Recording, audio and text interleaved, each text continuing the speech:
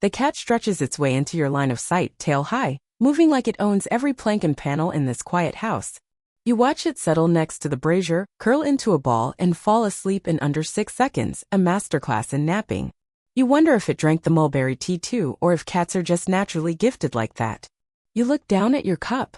It's empty again, and you don't even remember drinking it. The warmth hasn't left your fingertips, though. It's stitched itself into your skin, like you've become slightly toasted from the inside out.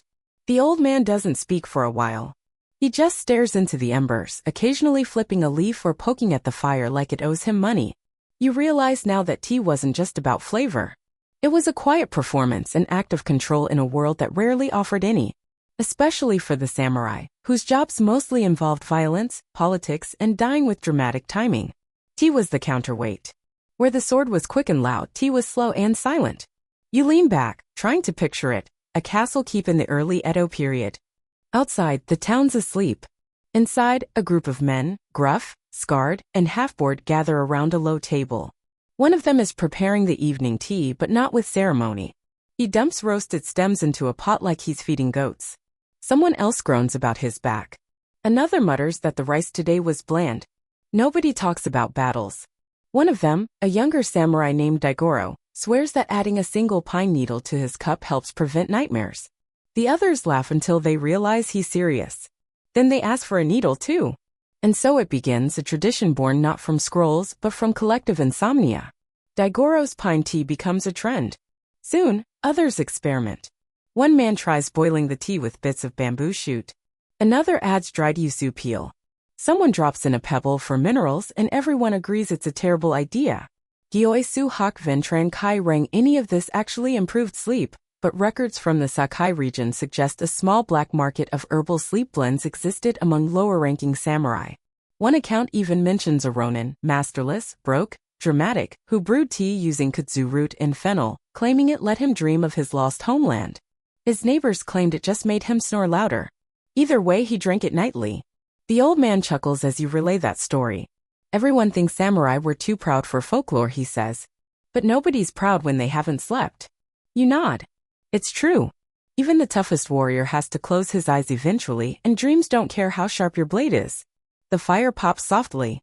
The scent of roasted stems lingers in the air, blending now with something new, smoke and citrus, perhaps. The old man has added another log to the brazier, along with a sliver of mandarin peel. You breathe it in. The warmth of it sinks into your neck, down your spine, pooling softly at your hips. You wonder how many men sat like this centuries ago, sharing bad jokes and bitter tea before returning to their guard posts or tucking themselves between creaky floorboards in a castle attic. The tea wasn't about taste. It was about presence. You didn't drink it because it was good, you drank it because it was hot, and because holding the cup made your hands stop shaking. A gust rattles the shoji again. This time, the breeze is cooler, sharper. You pull your sleeves tighter and glance toward the corner where an old set of lacquered armor stands, silent, imposing, a reminder of what this place used to be. Did they really sleep in those, you ask? Some did, the old man replies. Especially on patrol. Helmets off, but cuirass still on. Just in case. You imagine that, lying flat on a wooden board, sword at your side, tea in your belly, armor pressing into your ribs. And still somehow managing to sleep. You sip the third cup of tea, this one even milder, almost floral. Maybe there's chamomile in it, or whatever passed for chamomile in 1600s Japan. Gyoisu Hak Ventran Kai Rang. Imported herbs ever made it into rural samurai blends, but dried local flowers like chrysanthemum or mugwort definitely made appearances. Some mixed in pickled plum, the old man says suddenly. For tang. Helps the tongue forget the bitterness. You look at him, squinting.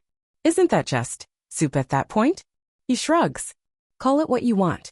They slept. You both chuckle. Outside, a night bird calls out once, then vanishes into the quiet.